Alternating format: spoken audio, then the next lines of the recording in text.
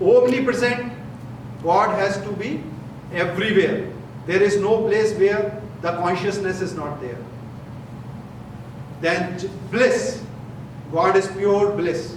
There is nothing like emotion, feeling bad, good, happy, sad and all that. It's pure bliss, always full of love and just. Just means God does the proper justice. It is not like, let's say there is a nearby mosque, imam is sitting and saying, oh, kill the priest of this temple, I don't like. But here the priest is sitting and saying, kill that. So God is just. God doesn't go by call of an imam or call of the priest. He has already created a system where every soul is balanced by the law of karma. What, as you sow, so you see. As you sow, so you reap. That is what Bible says. And that is the law of karma. So coming back, if you apply these 5 concepts anywhere in any scripture, I am sure you are going to come out of some of the old or ancient belief system. I just remembered one example, or one story actually. There were 3 Christian priests who came to my home, and they basically wanted to convert me. Now I have a thought process which I just mentioned to you, those 5 concepts. The priests were sitting, I offered them tea and everything, whatever was possible from my side. They said, they gave me a couple of books and God will fulfill all your needs and all that. I said, I will baptize at this point of time if you can just give me answer of my one question. They said, okay, go ahead. So I asked them, in Bible, again, this is not against any religion. I asked them, suppose you have son or a daughter, and the son or a daughter is asking for a particular toy, and you don't want to give that toy to that kid, what you will do? They said, no, we will not give. I said again, if kid is saying no, I want that toy at any cost. They said, maximum we will give time out. Time out means we will just close the door and say you are not going to play that. I said, that is the maximum you will do, right? All 3 of them, they agreed, yes, that's the maximum we will do. Or they can slap once. So I asked them, then why God of Bible, who punished Eve, that lifetime she and all women generation will have labor pain because she disobeyed God? That apple story. Oh, they were suddenly like shocked. No one ever asked this kind of a question. So the problem here was, if God is omniscient, all-knowing, he should be knowing that that poor lady is going to eat that apple, right? Or she is going to force Adam to eat apple. So why to punish her? She is our daughter, right? And you punish in such a way that she will have labor pain, and all women on the planet ever till the planet Earth is there will have labor pain. They were looking towards my face, and they got up from there. They said, yeah, we never thought about it. We will ask the top cleric in US and he will give you a call. They went away from there. Second, another time, because I generally go to different places like mosque and even church, I asked a question from one of my Muslim brother. He said God is merciful. I said, the first, if you see 2nd or 3rd of the surahs, it says God is merciful, at the same time God allows you to eat meat and kill animals. Is it possible? There is no answer to these questions which you can point on different scriptures. So coming back to the forbidden 10 by Hindus. So principle number 6 is very important. The primary object of the noble person is to do good to the whole world. That is to promote physical, spiritual and social progress in all things. Now imagine, we, under the leadership of our leader, Dr. Deen Bandhu Chandora ji, we are preparing these PowerPoint presentations. We are not that high-class scholars. We have not spent our life 30 years in studying Sanskrit. But we are putting effort here. Why? Because the world is suffering because of different thought process. So much killing is being done, if you see, in countries like Syria, right? So that is the responsibility of every noble person to propagate the concept. The problem that has happened to the society of Aryas or Arya Samaj is, they are like a frog in a well.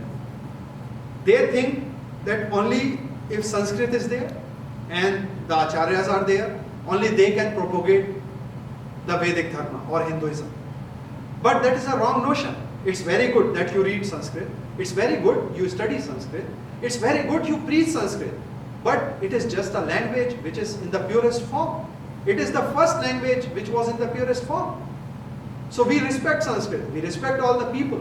But they need to understand that the world has really expanded. It is a globalization. Unless each and every noble person or Arya or a Hindu, they take the stuff out and go into the masses, you cannot convince people. Forget about convincing. You cannot even propagate your thoughts. Go to any of the Arya Samaj temple, you will see limited number of people sitting there.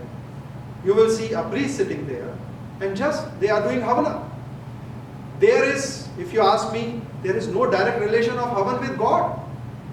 Basically, all the people on this planet who got enlightened, not a single person got enlightened by doing Havan. You need calmness of mind. You need a serene place where you can sit calmly and meditate with no thought. So, somehow, the modern day Arya Samaj is not where at least I belong to. I am a progeny of Maharana Pratap, Ramakrishna and Rishi Dayanand of 1800s. Principle 7. Your dealing with all should be regulated by love and due justice in accordance with the dictates of dharma, righteousness. Coming to dharma, go to any temple, any priest, they will give you 1 hour long lecture on dharma. Dharma is very simple concept. Anyone who is living, irrespective if you follow Vedas or you don't follow Vedas, anyone who is living with laws of nature and a thought that I will leave a better planet and a species for my next generation is what dharma is. There is nothing special about it. Principle 8, avidya should be promoted, which we are doing right now and we are going to do that. So principle 10, I will rotate this presentation, you all can read that. Let's go ahead. So welcome to Vedic Dharma, my friends, that is Hindu religion. Ernest Wood writes, in the eyes of the Hindus there is but one supreme God. This was stated long ago in the Rig Veda in the following words. Ekam sat vipra bahuda vadanti, which may be translated as the sage name, the one being variously. And the Englishman defends Mother India, page 128. So Ekam sat vipra bahuda vadanti, most of us, we already know that one God is known by many names. W. O. Brown, an English scholar, writes in book, Superiority of the Vedic Religion. 8. Vedic religion recognize but one God. It is a thoroughly scientific religion where religion and science meet hand in hand. Here theology is based upon science and philosophy. You will be surprised when you go through this presentation and the journey that the Vedic religion or Vedic Dharma, I should say, there is nothing like religion, it's Vedic Dharma. Or Hinduism is also Dharma, Vedic Dharma. Science, modern day science, what it teaches and what Vedas teach is exactly same. There is no difference. Actually, Vedas go way beyond that because that has to be deciphered. Coming to few words on Sanskrit, I would like to say, because definitely Sanskrit is a great and a very rich language. The beauty of the language is, it is not like English, where I give you a name Tom and I give myself a name as John and they don't have any meaning. In Sanskrit, the words are derived out of their properties and attributes, which we are going to see in this presentation. Bob in Edinburgh Review, volume 33, page 43. At one point, Sanskrit was one language used across all the world. So, one of my very close friends asked me the question, why in Vedas everything is written in such a way, very confusing, right? And I was talking to one of the acharyas of temple 2 days back, and we were discussing the same thing. And I gave him the idea that why I think that Vedic mantras are written in such a way. Imagine you and I go back 10,000 years back, where Sanskrit is the language. Imagine there are people who are not egoistic like us, who doesn't have self-interest like us, because they live with nature. They drink out of a river. There is no car going on. They live a natural life. They are able to understand animals. Animals are able to understand their behavior. At that time, just imagine for a second when you lie on a bed. The whole life will be with nature. You will be, when you speak, your words will be, they will be petals of flowers which will be coming out of your mouth. Everything will be like a rhyme, or it will be a beautiful poem When I will speak in a poetic way. Why I will speak the way I am speaking right now in such a harsh way? Right? So, the reason why Vedic mantras are in such a way where each mantra has multiple meaning is because the beauty of a language lies when, in short, you can communicate the best. It's not like I frame 3 pages of sentence to say, please bring a milk for me. When I say just, I need milk, that is the beauty. It's not like 3 sentences. So the Vedic rishis used to speak just 2 sentences, but 2 sentences in an alankaric way, in an ornamental way. They used to add beauty or poetry to what they used to speak, and we are going to see that. It was an astounding discovery that Hindustan possessed, in spite of changes of realms and changes of time, a language of unrivaled richness and variety, a philosophy compared with which, in point of the age, the lesson of Pythagoras are but of yesterday. And in point of daring speculation, Plato's boldest efforts were tame and commonplace. This literature, with all its colossal proportions, which can scarcely be described without the semblance of bombast exaggeration, claimed, of course, a place for itself. It stood alone and it was able to stand up. That's the beauty of Sanskrit. From 1.9 billion years till date, Sanskrit is still there. Somehow it has been preserved by the scholars, and for that we respect them. Coming to what is Veda. So to all my Hindu brothers, our journey actually starts from this slide. To all my other brothers who are from different religions, you will find, if you have migrated from Hinduism to other religion, you will find why you migrated. You might want to come back after seeing the presentation, because throughout the world, different sects, in order to convert people, translate the book of the original religion into different way so that people can come back into their religion. So what is Ved? As per science, the word Vedas is from root Ved, that is to know. Rishi Dayanand derives it as follows. There was an Acharya by the name Sayan and Mahidhar. I am not praising them. Slowly you will see how they actually degraded Hinduism up to a level where it is very difficult to take it back. On the other side, there is a Rishi called Rishi Dayanand. Again, friends, don't consider me, I am from Arya Samaj. I am a simple Hindu and I am proud of that. But I respect Rishi Dayanand rather than anyone else whom I know, because he fulfilled my intellectual curiosity. Ved, to know. Ved, to exist or to be, vidyate. Ved, to discriminate. I will be slow. We will take more time in this presentation, but I want all the viewers and listeners to understand the meaning of the words. It will be repetitive and bit forceful. Whether to obtain or acquire, vindati or vindate. Now, consider what science says with to know. What Rishi Dayanand says, there are more than 5 meaning of one word, which means if you translate any mantra just based on science, you are limited with the vocabulary. But if you translate the mantra by taking the meaning which Rishi Dayanand has given out of Nirukta and Nighantu, you can get more meaning out of that mantra. But to this list, another 5th root can be added. The dhatu part reads with in the sense of chetana, akhyan and nivasa. Means to know, communicate and inform. So there are multiple words, meanings of this word Veda. So actually Veda means the wisdom. Wisdom can be realized without reading, what we have in the form of a book called Ved, or by reading. But one point I would like to say, just by reading Ved or scriptures you never get enlightened.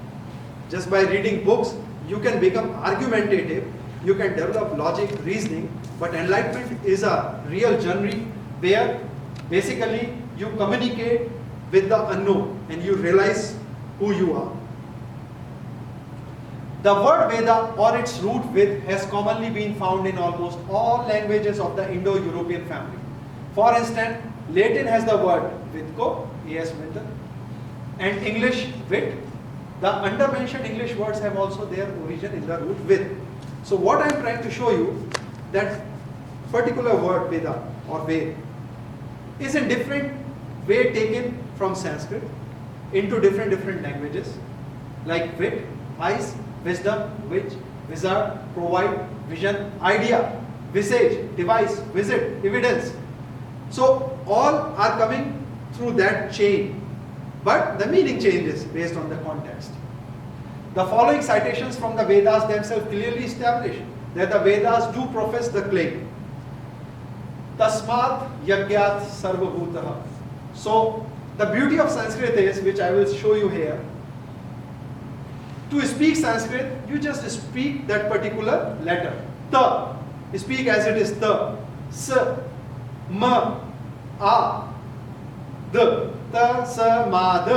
So you speak what is written. It's not like you, in English you have rendezvous, R-E-N-D-E-Z-V-O-U-S. You call it rendezvous. So there is no relation, like you write in some other way, you speak in a different way. But in Sanskrit or even in Hindi, you read what is written. From that adorable God, the Rig, Sam, the Chandas, that is the Atharva, and the Yajurved were produced. This I have taken directly from the Vedas. It is Rig Ved 10:90.13. So we don't have to take any proof from any priest, acharya, or any guru when it is already written in the Vedas, which are like 1.9 billion years ago. And they themselves are mentioning, because the God has given that wisdom to the sages, and sages have put in the form of the book later on. Coming back to Atharved 10:7.20, who is that great being who revealed the Rig Ved, the Yajurved, the Samved, and the Atharved? He is the Supreme Spirit who has created the universe and sustains. Again, the reference is directly from the Vedas. Many times the question is posed, if you see the Vedic mantras, nearby mantra there is a name of a rishi, right? People say, oh, different rishis have written at different point of time. But I would like to emphasize on this point, these seers are not the authors. These are the people who realized the meaning of the mantra at a different point of time. Example, I have written a book, The Alternate Constitution of India. The website is www.thealternateconstitutionofindia. I have written around 250 pages in that with different articles. Now there is a team of 5 people which are working. After every article, they send me an amendment. Or they say, oh, does this mean this? This could have been done in this way. And I add their name after every article. Which means, article is written by me.